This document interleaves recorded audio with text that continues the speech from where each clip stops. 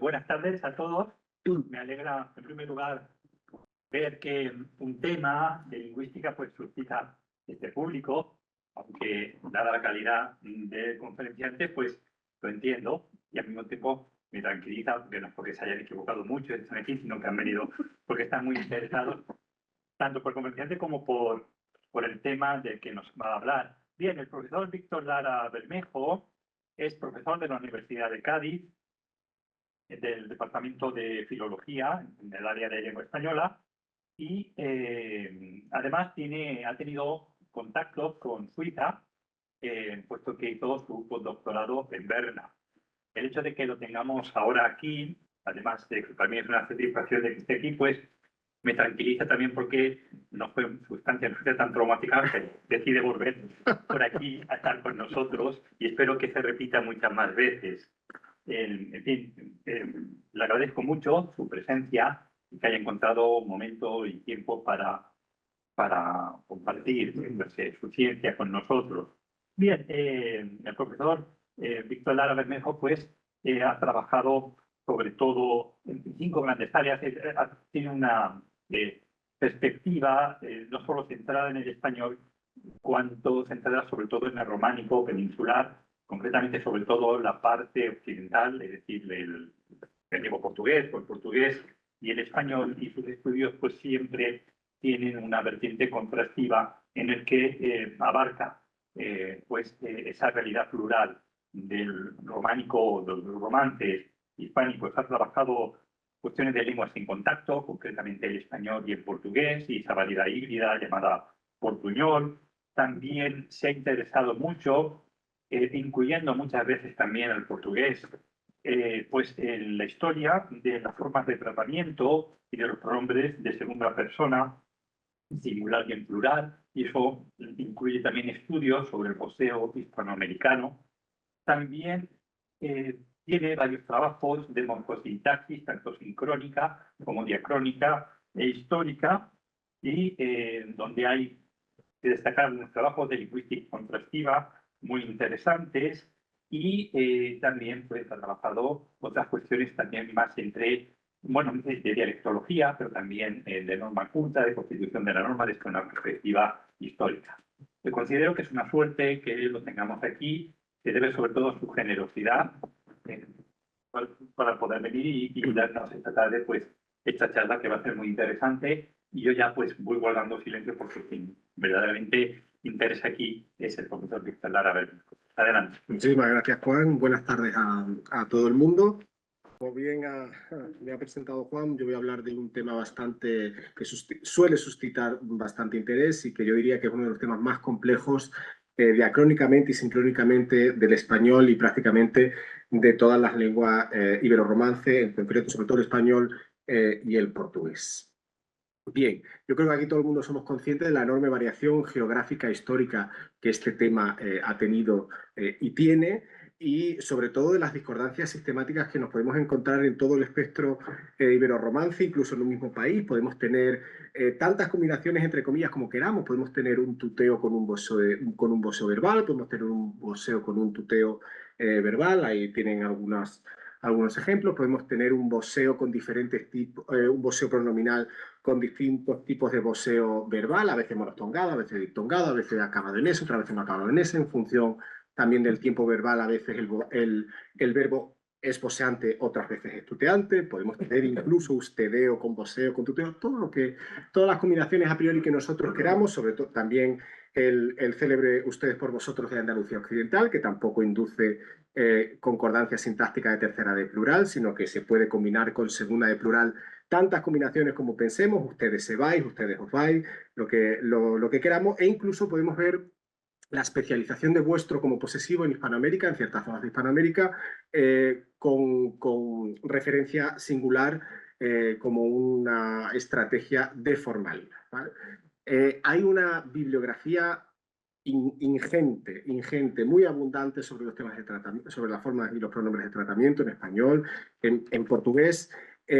Grandes trabajos, pero a mi juicio una de las mayores carencias, a pesar de la enorme bibliografía, es que o el autor de turno se ha especializado en un lapso temporal concreto, otro ha optado por una zona geográfica específica, otro por un pronombre en concreto, y no teníamos una visión abarcadora, diacrónica y sincrónica de todo lo que había ocurrido, de todo lo que ha ocurrido, tanto en todo el espectro hispanoparlante, el lusoparlante, gallego y catalán, desde todos los puntos de vista posibles, geolingüístico, sociolingüístico, por supuesto gramatical, que en mi opinión era la carencia mayor, cuál es teóricamente la causa por la cual tengamos tanta discordancia y tanta variedad gramatical, porque lo que teníamos hasta ahora era, salvo contadas excepciones, meramente descriptivo.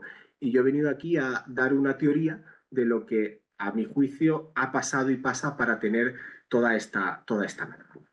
Pero previamente, muy sucintamente, unos conceptos básicos para que todo el mundo entienda lo que yo voy a ir diciendo a lo largo de estos 45 minutos.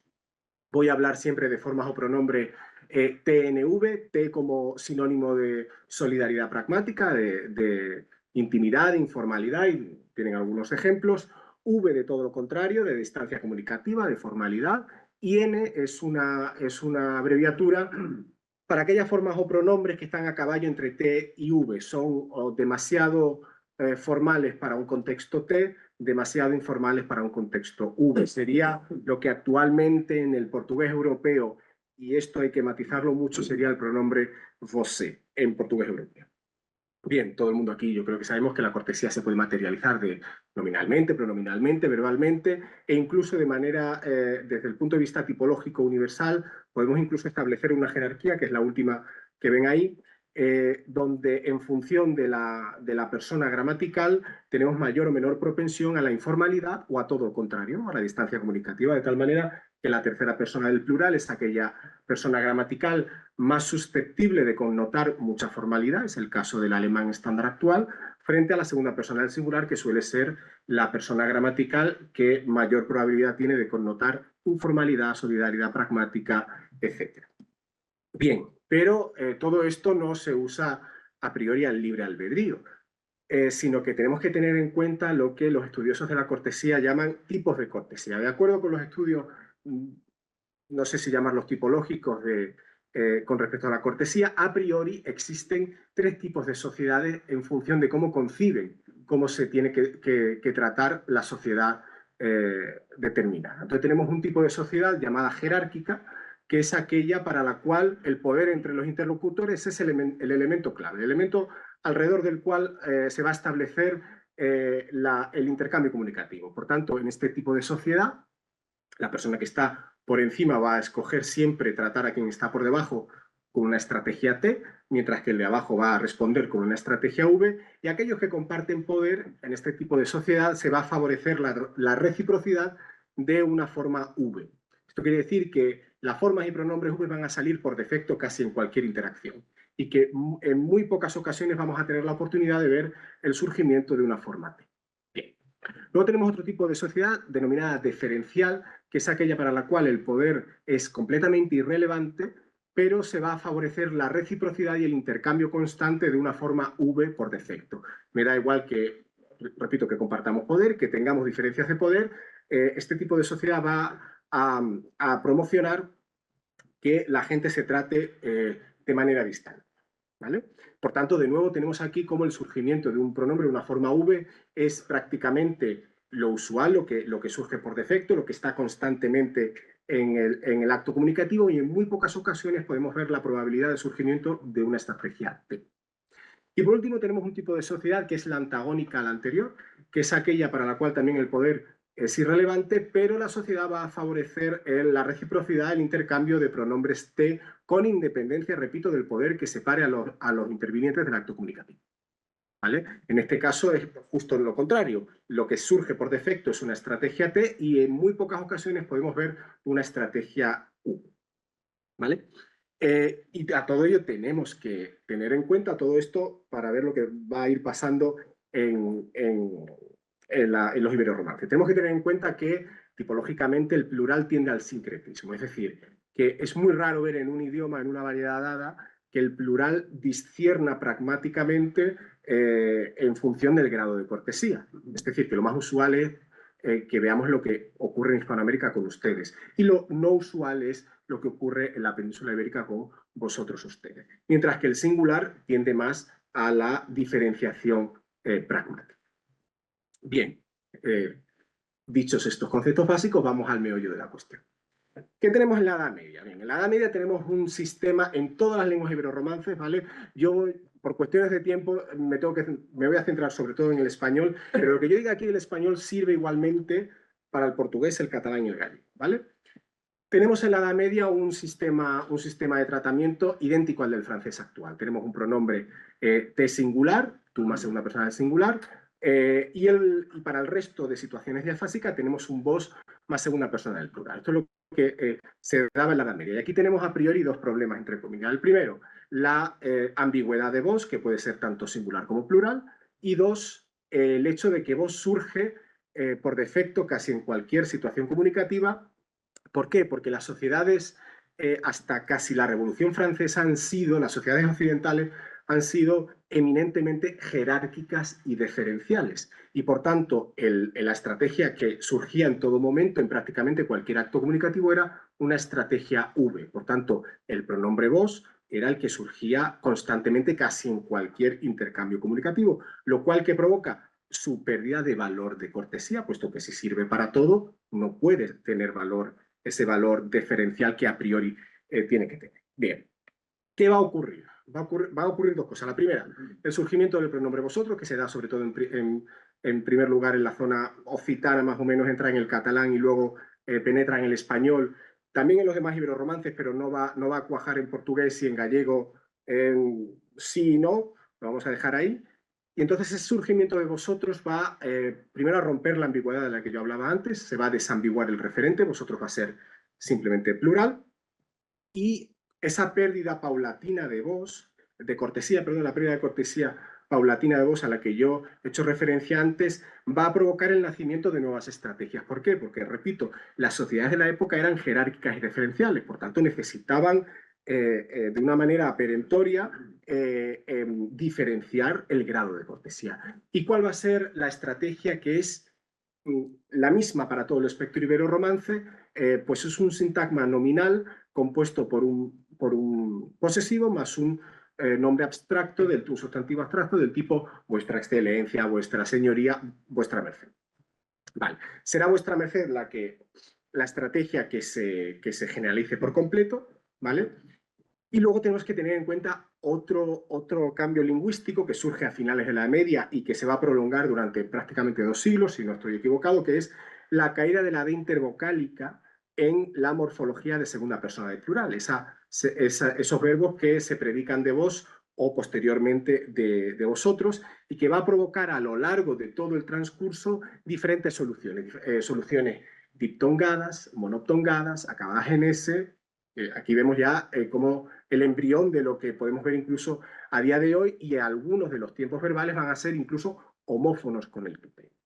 Todo esto ocurre a finales de la Edad Media, a principios de la Edad Moderna, en la península ibérica, y una vez se descubre América, todo esto se exporta, por supuesto, a América, pero aquí tengo que hacer un parón para explicar lo que yo creo lo más abstracto y que es mi propuesta de lo que ocurre gramaticalmente en todo este entramado.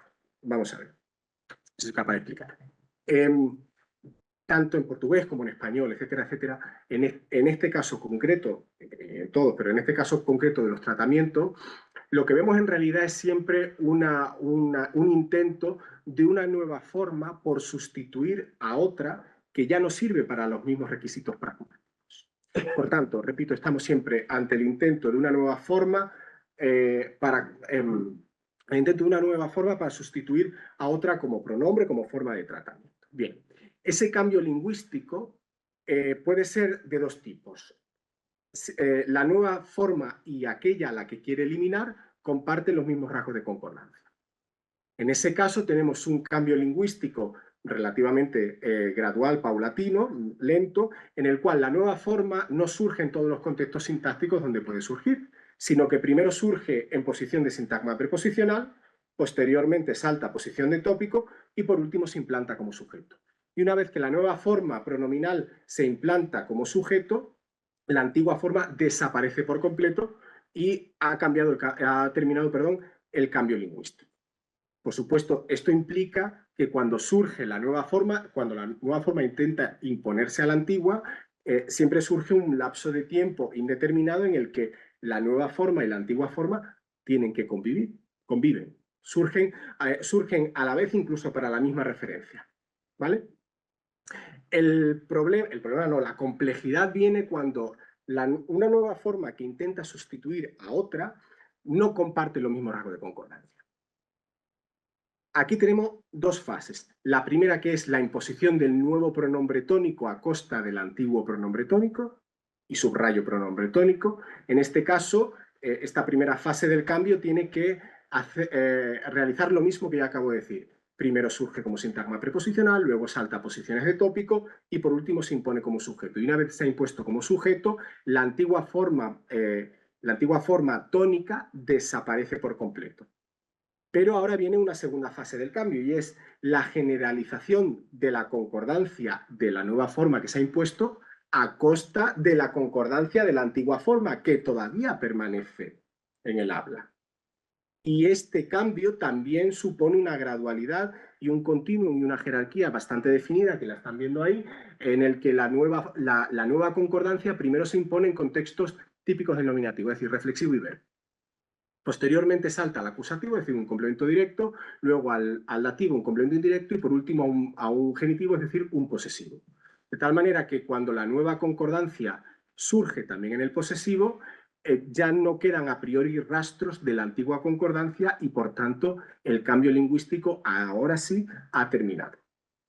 Y de nuevo esto implica la convivencia de lo antiguo y de lo nuevo. Es decir, nosotros podemos tener el hecho de que el pronombre tónico se haya impuesto, el nuevo pronombre tónico se haya impuesto al antiguo, pero todavía podamos tener la concordancia nueva del pronombre nuevo que esté tan solo en el verbo, pero todavía la concordancia antigua en el dativo, en el genitivo y en el posesivo. Podemos tener la convivencia de las dos concordancias. Entonces, resumiendo lo que nosotros, y haciendo un poco spoiler, resumiendo lo que nosotros vemos actualmente y hemos visto a lo largo de toda la historia cuando tenemos un pronombre y una discordancia, ya sea verbal o de pronombre átono o posesivo, simplemente lo que está haciendo es delatarnos la fase por la cual va el cambio lingüístico.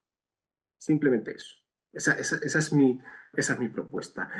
Además, tenemos que tener en cuenta que todas las lenguas iberorromances son prodrop, es decir, no hace falta que expliciten el sujeto. Por tanto, nosotros podemos tener un pronombre tónico que aparentemente es sujeto, pero en realidad no lo es.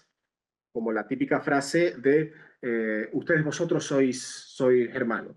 Aquí tenemos un caso que yo la he escuchado, donde tenemos efectivamente la competencia entre ustedes y vosotros, ustedes todavía como tópico y vosotros como sujeto. Ahí tenemos la explicitación del sujeto, pero lo más probable es escuchar ustedes sois hermanos, donde en realidad el verdadero sujeto es vosotros, solamente que está elidido por ser el español una lengua propia. Y luego tenemos que tener en cuenta, por tanto, el cambio no es para nada abrupto y conlleva muchísimo tiempo. Y luego tenemos que tener en cuenta el caso del prestigio. Hasta que viene la idea de Estado-Nación y el concepto de lengua estándar, tal cual lo conocemos a día de hoy, lo que vamos a ver va a ser el asentamiento de una serie de elecciones en función del prestigio local o el prestigio regional.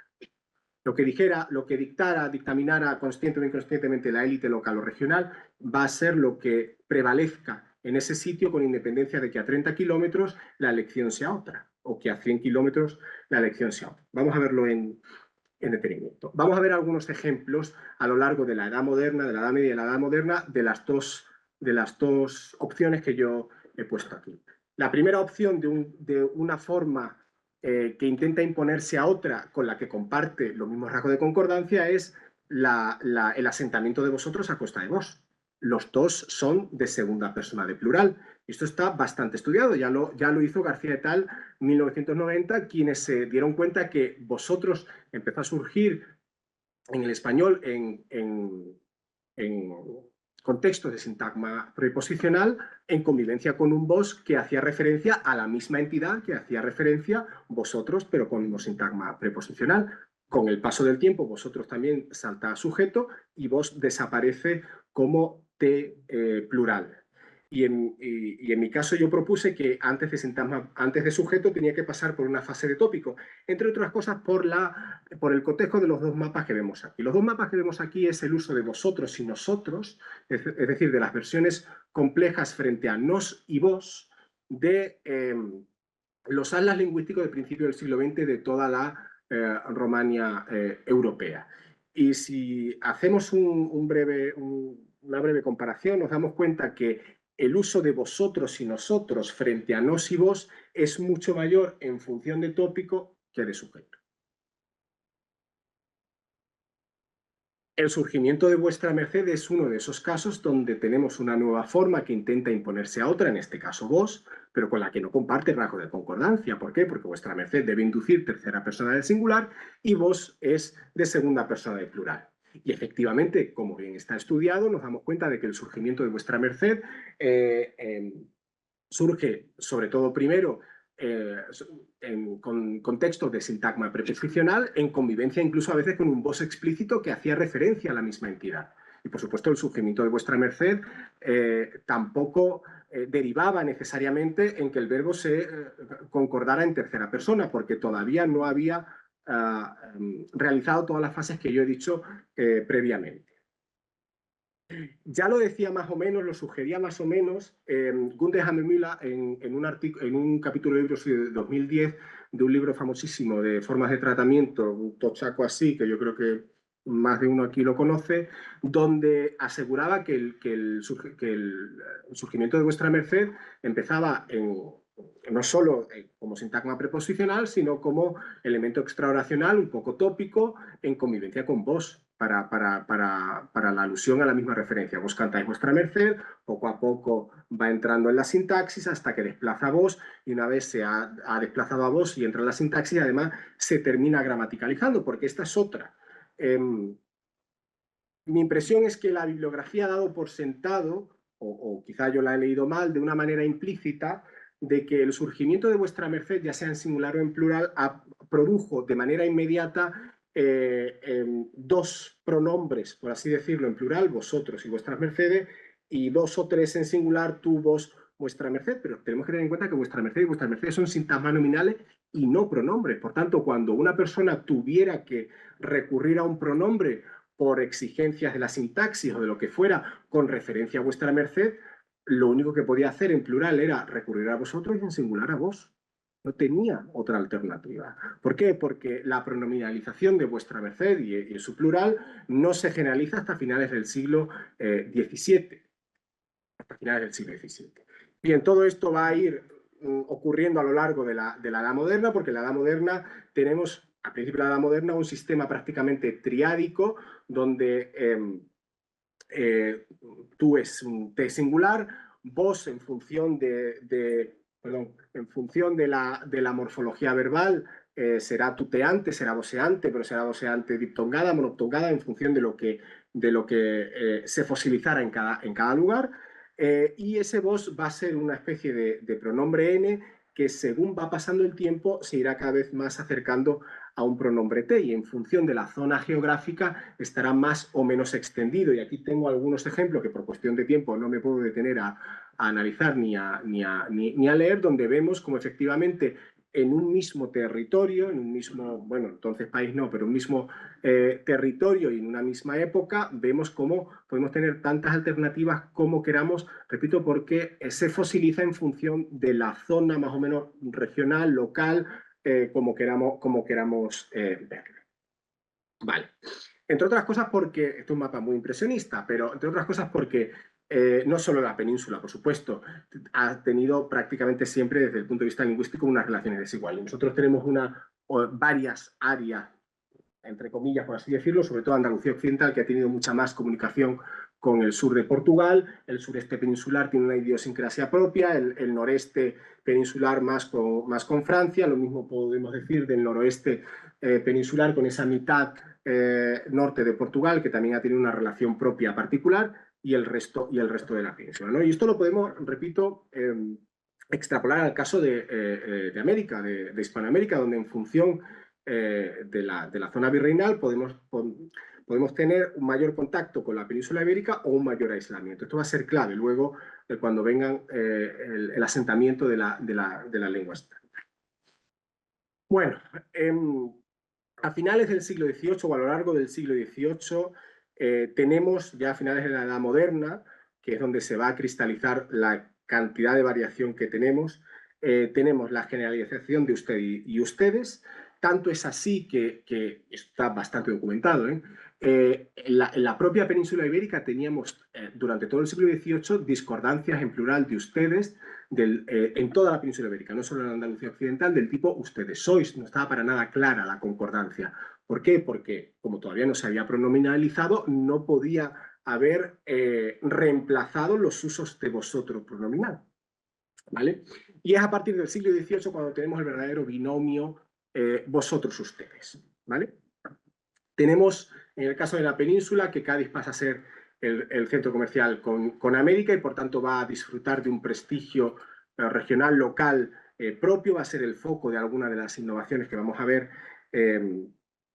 ahora, y se impone la idea de Estado-nación y de lengua estándar. Y a partir de ese momento, poquito a poco, cada país, porque no van a venir las independencias, por supuesto, cada país va a decidir cuál es su lengua estándar, con esa motivación, ¿no?, nacional a costa de los prestigios regionales o locales.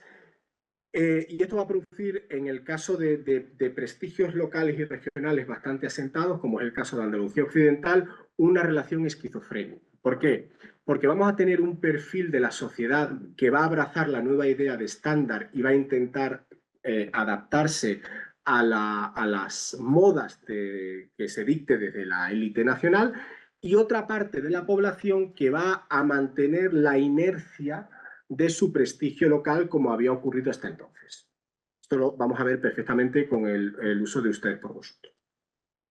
Pero además de eso tenemos que sumar otra cosa que ocurre a partir de la Revolución Industrial y con mayor fuerza a partir de la Revolución Francesa, que es el cambio paradigmático total de las sociedades occidentales, que hasta entonces, repito, habían sido jerárquicas y diferenciales, y que poquito a poco van a ir favoreciendo la solidaridad pragmática como tipo de cortesía que tiene que imperar en esa sociedad.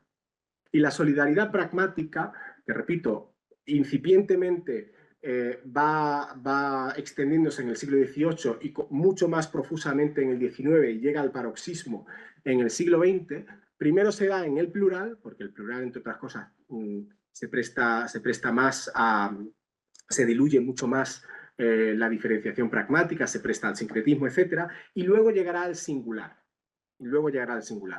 Y los promotores de la solidaridad pragmática en todos los países van a ser los mismos. Serán jóvenes de clase alta urbana, siempre los mismos. Jóvenes de clase alta urbana que introducirán, en el caso del singular, la solidaridad pragmática primero en el ámbito familiar. A los padres ya se les tutea.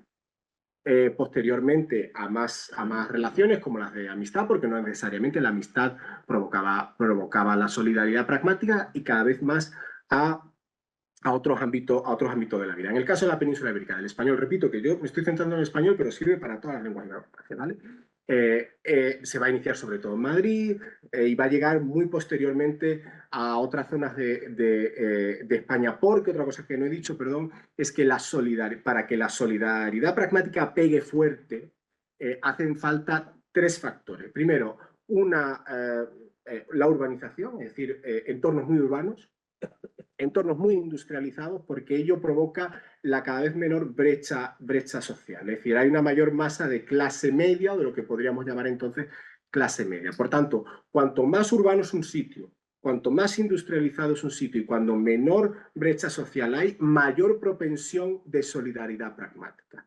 Frente a cuanto más rural es un sitio, mayor desigualdad social y menor industrialización, menor probabilidad de solidaridad pragmática y mayor probabilidad de todavía deferencia y jerarquía. Tanto es así, no sé si me estoy adelantando ahora mismo, tanto es así que aquellos sitios donde la moda por la solidaridad pragmática no llegó cuando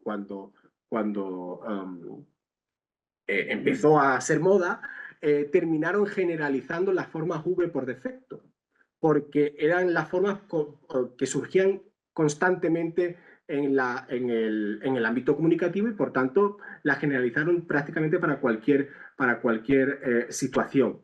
Lo tenemos en el caso de ustedes en Hispanoamérica, ¿no? Ustedes termina generalizándose, entre otras cosas porque, recuerden, el plural tiende al sincretismo. Es el caso de Andalucía Occidental, aunque con matices que ahora veremos, e incluso en Andalucía Occidental y en algunos sitios de Centroamérica vamos a ver la generalización de usted en singular como único pronombre que puede surgir en el ámbito comunicativo, porque es un pronombre V y era el que solía surgir constantemente, al estilo de you en inglés. Único pronombre. Por tanto, tenemos en la edad contemporánea, vamos a ver geolingüísticamente, sociolingüísticamente y gramaticalmente muy sucintamente lo que va a ir ocurriendo. En la península ibérica vamos teniendo cómo se va esa dicotomía de entre el nuevo prestigio nacional que insiste en el binomio, en el plural, vosotros, ustedes, mientras que el prestigio local y regional todavía de Andalucía Occidental, que sigue su propia inercia, aunque esto vamos a ver que con matices, termina, como acabo de decir, generalizando ustedes porque era el único pronombre que surgía por defecto, porque era el pronombre V y porque el plural tiende al sincretismo. Lo mismo va a ocurrir en el centro-sur de Portugal, porque yo he dicho aquí previamente, entre el centro-sur de Portugal y Andalucía Occidental ha habido siempre muchísimo contacto lingüístico. Está súper estudiado. Lo podemos ver geolingüísticamente comparando incluso el mapa es de principios del siglo XX y este mapa es de hace 10 años. ¿Vale? Es el uso de ustedes por vosotros, primero desde el punto de vista geolingüístico, ¿vale?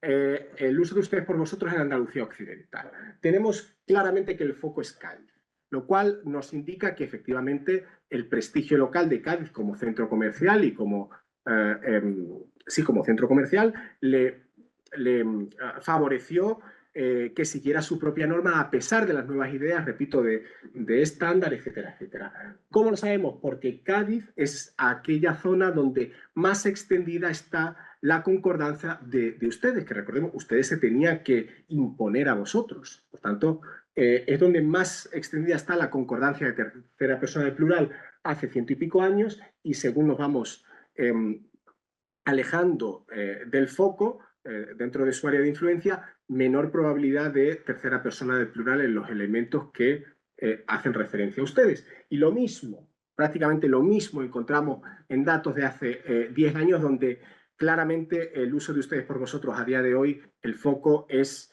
la provincia de Cádiz, o esa zona de la provincia de Cádiz, porque no llega hasta el estrecho de Gibraltar, donde su uso es mucho mayor y se va difuminando conforme nos vayamos alejando.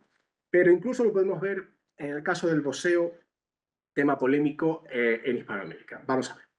Tenemos aquí un mapa adaptado, en este caso de Bertolotti, donde tenemos aquellas zonas coloreadas en azul oscuro que ocupan todo un país, significa que el voseo es estándar, la opción estándar. Y aquellas zonas donde, y luego tenemos otras dos zonas, aquellas zonas de un país determinado donde tenemos el color azul oscuro, pero no ocupa todo el país, significa que estamos ante un voseo dialectal, no es estándar, pero es prestigioso. Mientras aquellas zonas que tienen ese azul más claro, estamos también ante un voseo dialectal, pero no prestigioso. Y geolingüísticamente, luego veremos la sociolingüística, geolingüísticamente, como yo dije hace un rato, aquellas zonas de Hispanoamérica más vinculadas con la península ibérica terminaron en su estándar decidiendo que el pronombre te en singular iba a ser tú, el tuteo. Y aquella zona más alejada optaron por el voseo. Y es el caso del cono sur, salvo Chile y sobre todo Centroamérica. ¿Vale? E incluso aquellas zonas que estaban aisladas de la península ibérica, pero cuyo centro de prestigio dentro de Hispanoamérica eligió el tuteo, pues eligió el tuteo también por imitar a ese centro de prestigio. Bien, pero ¿qué nos dice también la sociolingüística? La sociolingüística, vamos a empezar con el caso de ustedes, nos dice que además de la pertinencia geográfica de la que yo hablaba antes, nos dice que la probabilidad de que siga permaneciendo el prestigio propio, el prestigio local, en lugar de abrazar el estándar, es mayor cuanto más rural es una población. Es lo que tenemos que leer del mapa de la derecha. El uso de ustedes a costa del binomio ustedes por vosotros se da en una gran proporción en aquellas zonas que pone más 66, que son zonas rurales. Además de personas con un nivel socioeducativo bajo. ¿Vale? Va decreciendo este uso en entornos medianos, del tipo Cádiz-Ciudad, Algeciras, por ejemplo, y es muy poco probable encontrarlo en ciudades grandes como Sevilla o Málaga. Eso no quiere decir que no lo encontremos, simplemente que es muchísimo menos probable, será más probable en perfiles socioeducativos más bajos que más altos. Todo eso hay que combinarlo. Y lo mismo podemos decir en el caso del boxeo, vuelvo al boxeo, en Hispanoamérica, porque aquel boxeo dialectal no prestigioso a priori se da en zonas o más rurales o en perfiles socioeducativos más bajos, ¿vale? Porque el boxeo estándar, perdón, el boxeo dialectal prestigioso es una cuestión de atópica, no es lo estándar, pero no está a priori mal visto, igual que la aspiración de la S en español, que no es estándar, pero tampoco tiene una mala consideración. Bien. ¿Qué tenemos que tener en cuenta además durante todo el siglo XIX, siglo XX de la pragmática? Bueno, no voy a repetir lo que ya he dicho aquí. Tenemos ese aumento de la solidaridad pragmática que tienen que concurrir los tres factores que yo he dicho: urbanización, industrialización y menor brecha social. De hecho, el paroxismo lo encontramos seguramente en Argentina y España, promocionado por las clases altas, y en el perfil opuesto, esas zonas rurales o muy rurales o en perfiles socioeducativos muy bajos, vamos a tener la generalización de las formas V, que es el embrión del ustedeo que podemos encontrar en Centroamérica. Incluso el ustedeo, repito, lo podíamos encontrar en Andalucía, muy rural de principios del siglo XX. Está completamente documentado.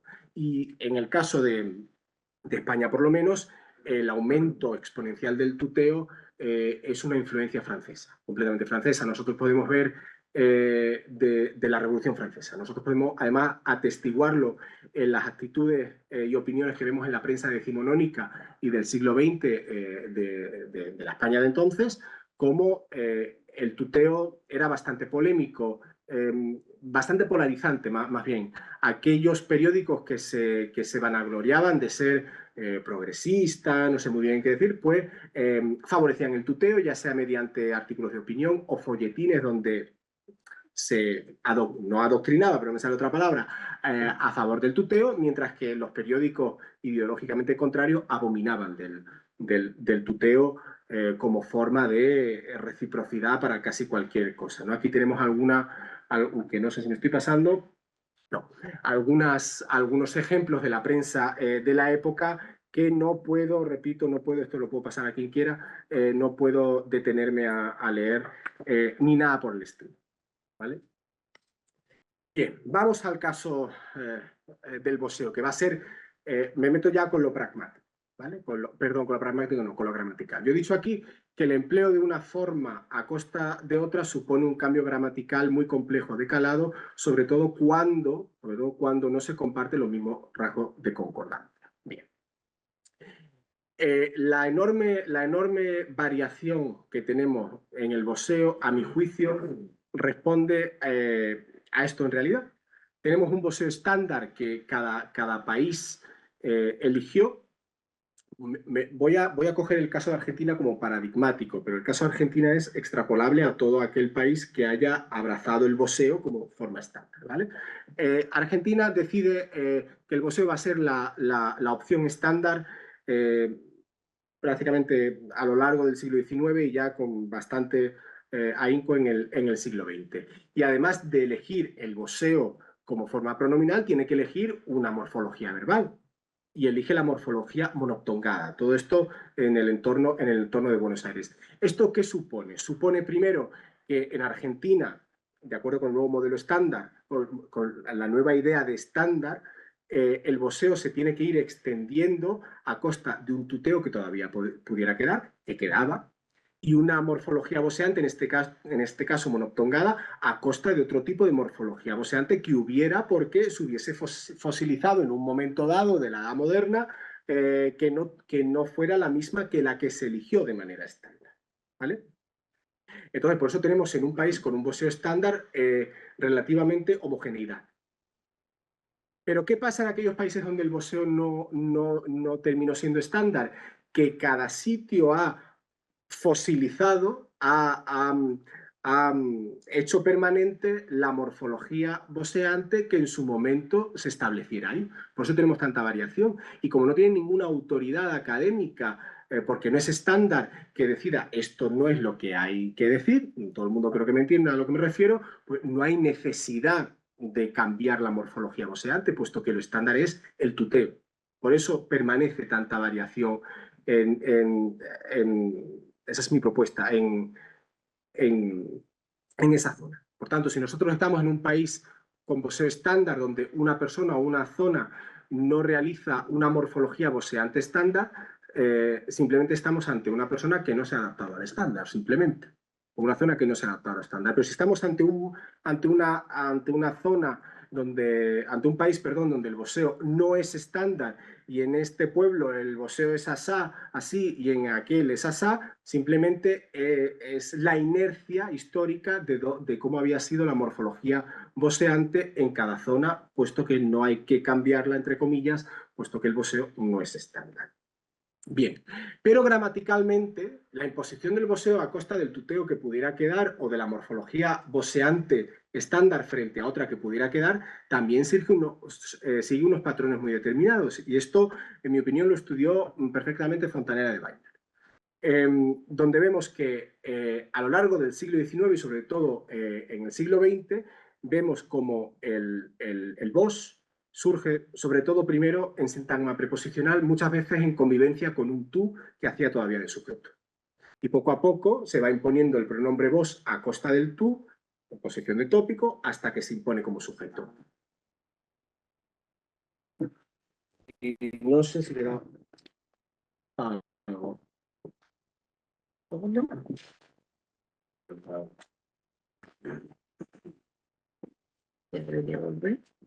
No. ¿Y será aquí?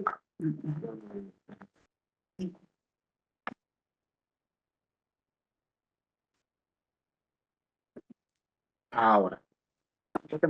Vale, me quedo así. Bien, se impone, repito, como pronombre tónico a costa de un tuteo que pudiera quedar. Pero ahora toca la generalización de la morfología verbal voseante estándar, en el caso de Argentina, la monoptongada, a costa o de un tuteo verbal que hubiera o de otra morfología voseante que no fuera la monoptongada. Y primero, o sea, podemos seguir hilando de acuerdo con los testimonios históricos que tenemos y vemos cómo el voseo monoptongado en el caso de Argentina, y ya digo yo que en el resto de sitios, se impone primero en el imperativo, posteriormente salta al presente indicativo y luego en otros tipos verbales.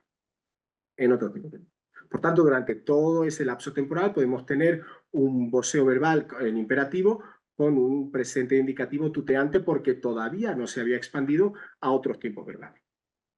Lo vamos a resumir de una manera de nuevo impresionista, ¿vale? Por cuestión de tiempo. Vamos a imaginar finales del siglo XIX, principios del siglo XX, donde el voseo como opción estándar al estilo bonaerense, es decir, monoptongado, empieza a generalizarse como modelo de prestigio y modelo, repito, estándar. Y por tanto, nosotros tenemos una primera fase donde tenemos simplemente un voseo pronominal.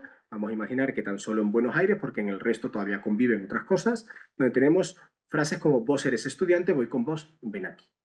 Pasa el tiempo y ese voseo pronominal se extiende a la periferia. Repito que esto es impresionista, se extiende a la periferia, pero ya en Buenos Aires el voseo también ha saltado al verbo y el primer tiempo verbal en vosear, de acuerdo con el estándar, es el imperativo. De tal manera que ya en Buenos Aires se dice vos eres estudiante, voy con vos, vení aquí. Pero en el resto de Argentina todavía se dice lo anterior y en el resto de Argentina, perdón, se dirán otras cosas. Pasa el tiempo, el voseo pronominal, simplemente pronominal, se sigue extendiendo, el voseo pronominal más con el imperativo ya también ocupa los alrededores de Buenos Aires y en el caso de Buenos Aires y su zona más próxima, ya también el voseo se ve en el presente indicativo, de tal manera que en un determinado momento del siglo XX, de la primera mitad del siglo XX, ya un bonaerense va a decir: vos sos estudiante, voy con vos, vení aquí. ¿Y esto qué sirve para el voseo? No solo de Argentina, sino de otros sitios, voseo estándar. Lo mismo podemos ver para el tuteo a costa de un voseo que se daba previamente.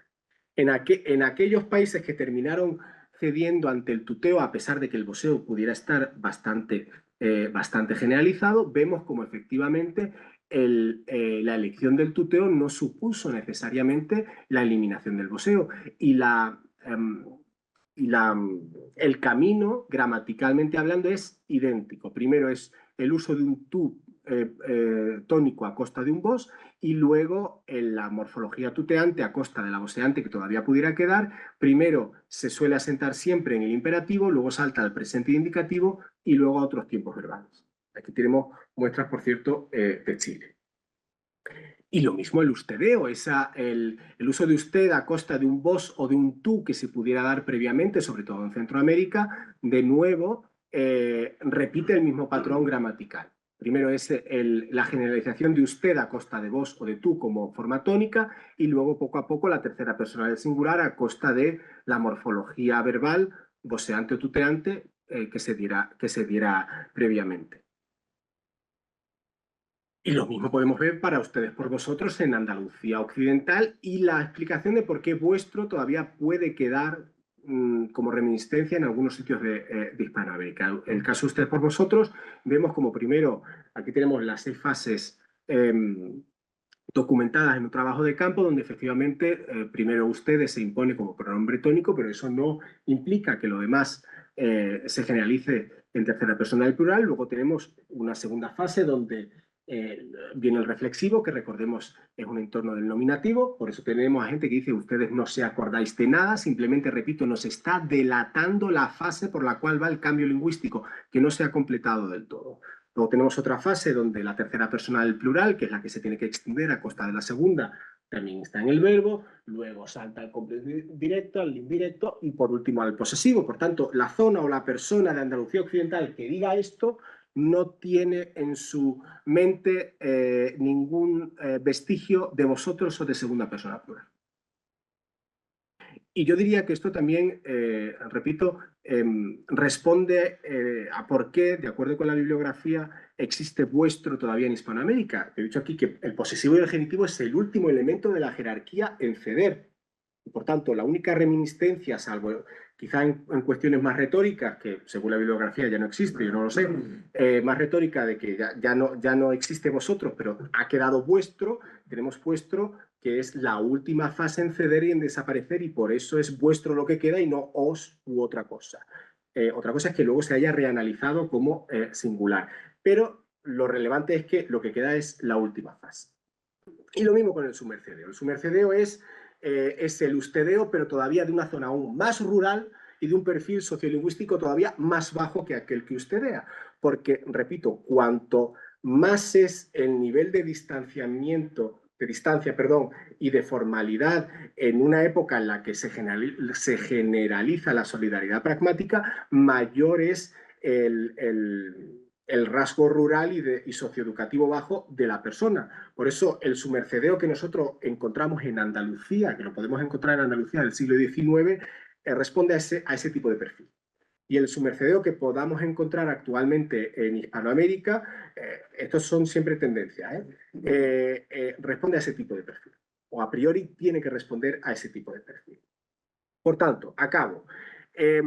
La enorme variación histórica, en mi opinión, que vemos actualmente, que hemos visto, y la actual, responde a un cúmulo de parámetros de orden geolingüístico, como en función de la vinculación con la península ibérica o no, en función de una mayor independencia porque estaba más aislado en el sentido positivo de la palabra, sociolingüístico, de esas dinámicas de rural, urbano, perfil socioeducativo alto, bajo, de las reminiscencias todavía de los prestigios regionales locales frente a la presión del estándar nacional, y a una a una serie de comportamientos de orden gramatical bastante complejos que suelen llevar una serie de fases en función de si se comparte o no la concordancia, primero con el pronombre tónico y luego con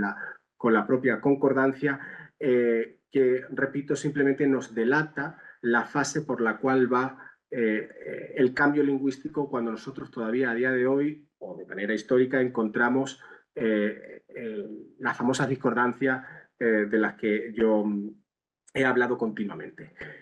Y creo que no voy a volver a decir lo mismo de siempre, por lo cual me callo aquí y les doy las gracias por haberme escuchado. Muchísimas gracias.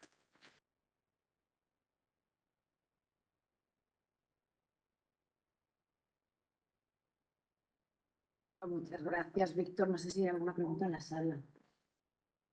O en línea.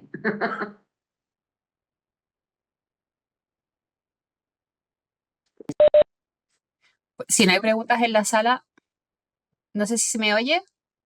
¿Me oye? Vale. Bueno, si no hay preguntas en la sala, me atrevo yo a hacer alguna pregunta, Víctor. Me ha gustado Sí. mucho tu presentación. Creo que has mostrado lo complejo que es el estudio de los tratamientos. Y yo solo quería preguntarte, por seguir, bueno, tengo un montón de preguntas, pero creo que no voy a hacerlas todas para no ser un poco pesada. Que el tema me toca y podría estar un rato aquí hablando. Solo quería preguntarte, cuando has hablado de cuando un pronombre aspira a ser un nuevo sujeto, Sí. has hablado siempre de formas en V y formas en T, ¿no? He entendido, creo haber entendido que tu propuesta es que siempre es una forma en V, o sea, siempre el pronombre que se intenta, que aspira a ser sujeto, siempre se introduce como una forma en V. No necesariamente, porque Vale. nosotros podemos tener una zona que ha sido eminentemente voceante, pero que ha triunfado el tuteo porque así lo elige el estándar. Entonces estamos ante dos formas T, por ejemplo. Ajá. O O sea, sea, aquí la complejidad es cuando una nueva forma, un nuevo pronombre quiere sustituir a otro, a otro pronombre como sujeto, ya sea para una connotación V, para una connotación T, me da igual que venga de V a T, de T a T, de T a V. El caso es que una nueva forma quiere sustituir a otra para el mismo contexto. exacto. Y no tiene por qué ser una forma pronominal entonces, porque entiendo que, además lo has puesto en el ejemplo, vuestra merced no entra como Efectivamente, pronombre. puede ser una forma, no, puede ser una forma efectivamente nominal, lo cual va además a tener otra mayor repercusión, o sea, otra mayor complejidad, que va a ser su gran probabilidad de pronominalización, que es, claro, no me he podido ocupar del portugués ni de otro, repito, por cuestiones de tiempo, pero para quien sepa portugués, el sintagma nominal o senhor, que es el que actualmente es el rey o sea, es la forma por defecto en V, ese está cuasi pronominalizado ya en Portugal, y te aseguro que en Brasil no es que esté ya pronominalizado, sino que es que ha perdido tanto peso fónico que van a necesitar pronto otra forma. Ujú. Entonces sí, puede ser tanto sintagma nominal como un pronombre ya hecho y hecho. Vale. Y otra cuestión que quería preguntarte es acerca de las fuentes de datos, o sea, ¿de dónde obtienes los datos que nos estás presentando hoy? Porque he visto en las tablas que son de algunos de principios del siglo XX. ¿De dónde son? Pues mira, los datos provienen de la ingente bibliografía que yo me he tenido que leer, es así. Otros provienen de la extracción de datos que yo he sacado de atlas lingüísticos, ¿vale? En los que puse de Europa fue que eran 1000 y pico localidades, ¿vale? Y luego los datos más sincrónicos, sobre todo de Andalucía, bueno, es que aquí no he podido poner de otros sitios, pero también podrían ser de Portugal y de otros sitios, ha sido de trabajo de campo hecho por mí mismo. Y en el trabajo de campo, estoy pensando un poco en estudiantes que quieran aventurarse a hacer estudios sobre formas de tratamiento. ¿Cuál es la metodología que has seguido? O sea, porque yo misma que he intentado hacer entrevistas para recabar datos sobre formas de tratamiento, realmente me ha sido muy complicado que salgan. Entonces, desde el punto de vista metodológico, ¿cómo has hecho para obtener esos datos? Vale, te explico. Antes te matizo que también tuve que sacar datos históricos de cartas y documentos llamados oralizantes. Me tuve que meter en no sé cuántos corpus para complementar todo aquello que había leído, que eso se me ha olvidado decirlo antes. Pero respondiendo a tu última pregunta, ¿cómo sacar datos en los trabajos de campo de algo que surge muy poco en una... O sea, en mi opinión, para que surja uno, cuantitativamente por un lado, y dos, todas las posibilidades sintácticas de un tratamiento, es decir, en forma de sujeto, en forma de sintagma preposicional, en pronombre átono, en posesivo, en no sé cuántas formas verbales, es imposible una entrevista semidirigida al uso. Imposible, en mi opinión es imposible. Entonces tú tienes que hacer, o por lo menos así es como a mí me ha funcionado, tú tienes que hacer una metodología ad hoc, que en mi caso particular fue la recopilación de escenas de series de televisión muy cortitas, 10, 15, una cosa que durara 30 segundos cada una, que yo silenciaba y que recogía en función del contexto comunicativo, ¿no? Una persona hablando a otra y tienes el singular, una persona hablando a un grupo, tienes el plural, en función de si es mayor, menor, de si tiene que ser formal, informal, etcétera, etcétera. Y lo que hacía era inventarme una situación. Yo me iba con un informante X, le decía, por ejemplo, lo hacía, en el caso de España lo hice con una serie famosa, Aquí no hay quien viva. Entonces yo recopilé varias escenas de Aquí no hay quien viva y se la ponía al informante y le decía al informante, mira, ahora tú tienes que ser esta persona que está hablando a este grupo. Resulta que, a ver si me acuerdo, porque fue hace ya bastante tiempo, a ver si me acuerdo de una escena en concreto y más o menos te hago la performance.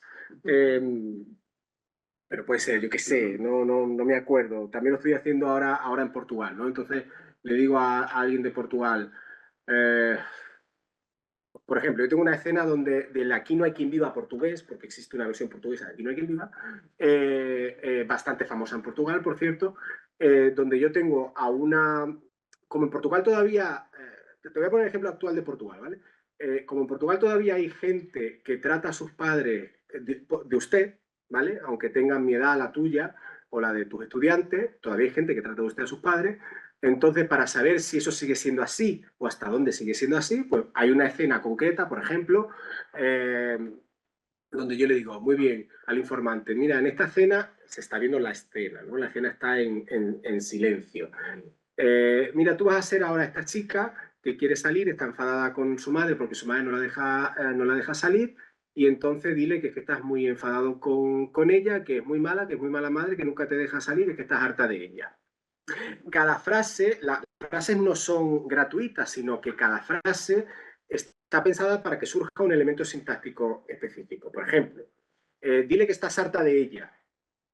Pronombre tónico en sintagma preposicional. ¿Vale?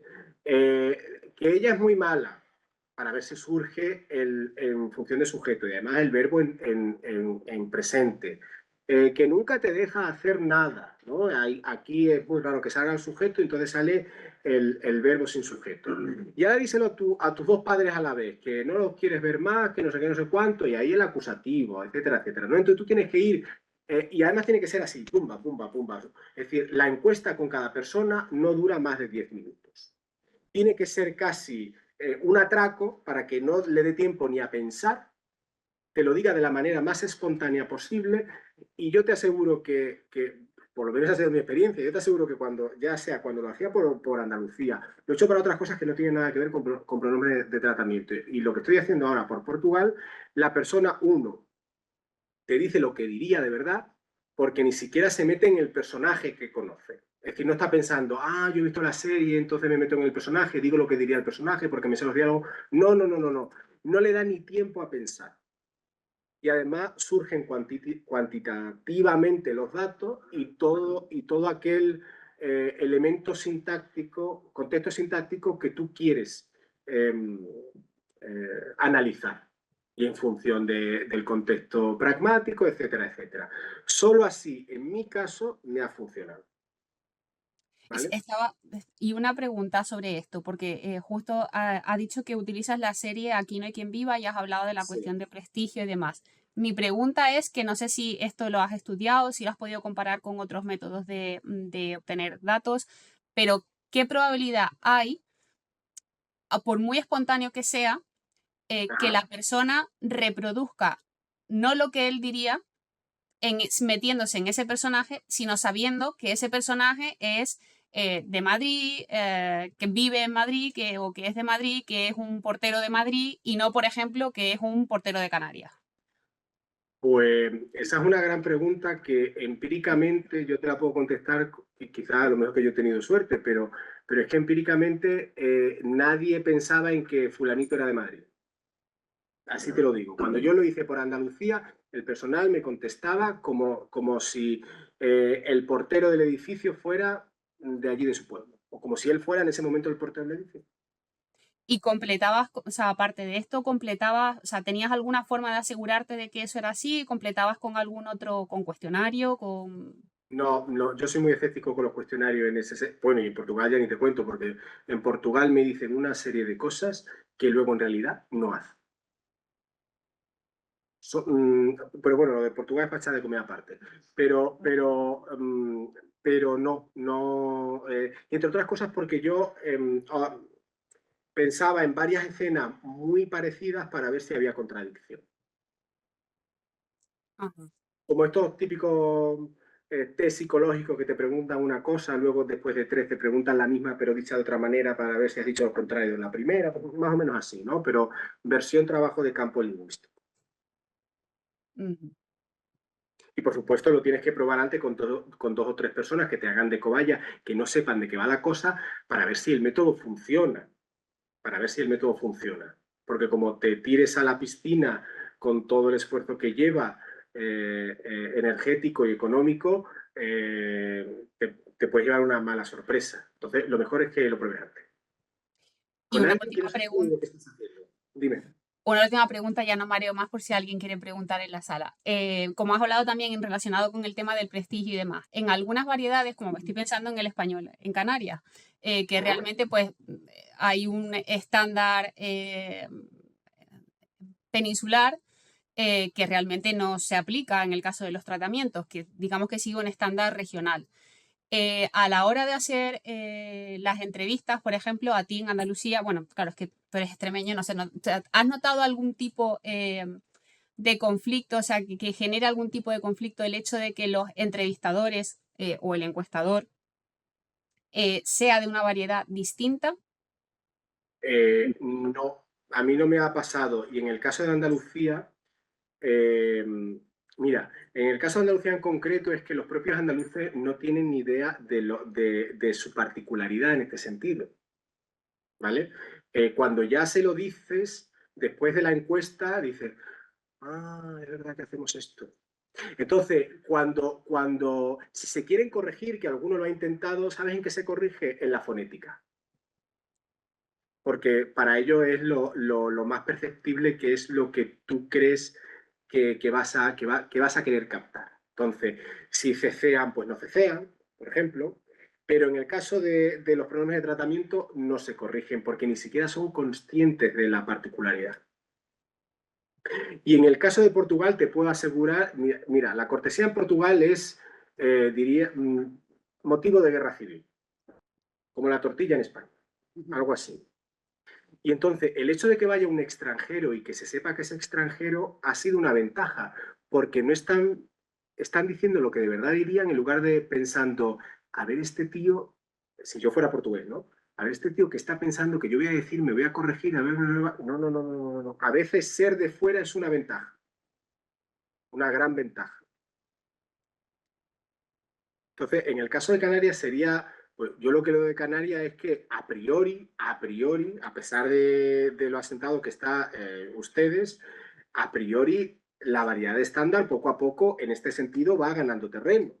No sé si será verdad, pero sería una buena investigación que una persona de Canarias hiciera un trabajo de campo y el mismo trabajo de campo una persona fuera de Canarias, a ver si la misma persona responde lo mismo. Hay que probar.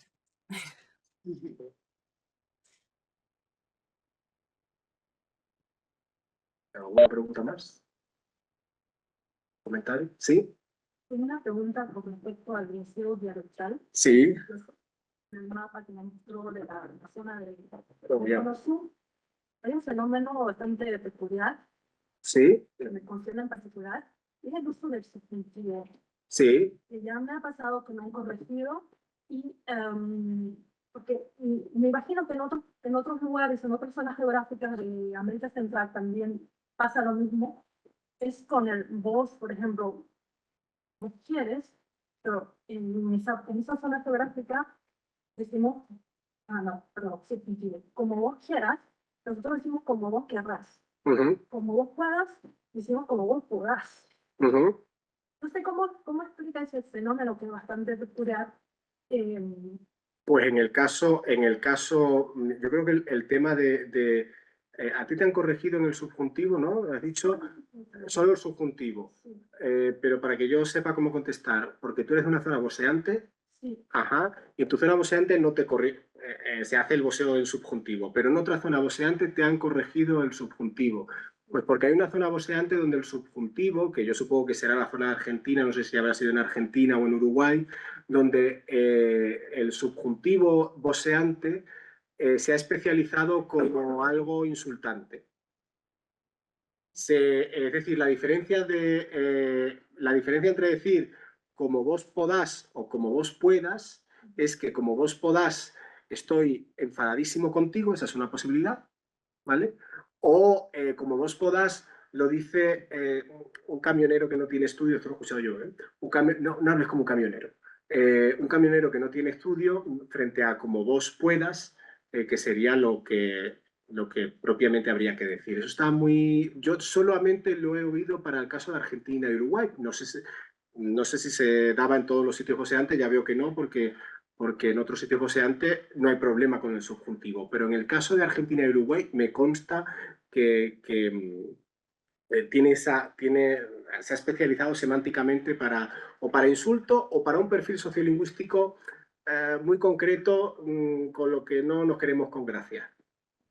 Pero es que yo no había tomado conciencia hasta el momento en que me corrigieron. Claro. Porque durante toda mi vida utilizamos esta manera del subjuntivo. Y fue saliendo de Bolivia que me di cuenta de que no estaba correcta. Entonces, ahora trato de autocorregirme, pero es muy difícil. No, paciencia.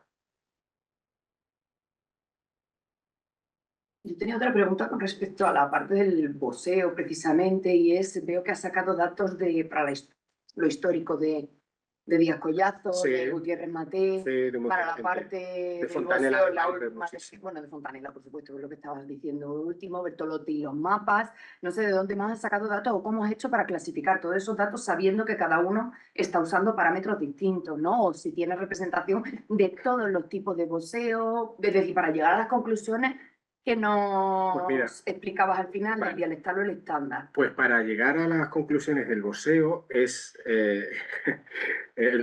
para mí no ha sido nada fácil porque... No, porque es un fenómeno que se ha estudiado tanto y de tantas maneras. Y algunas cosas parecen contradictorias y dice, pero no me acabas de decir lo contrario, me dice no sé qué. Pero si tú haces una lectura global de todo, te das cuenta de que en principio todos terminan diciendo lo mismo.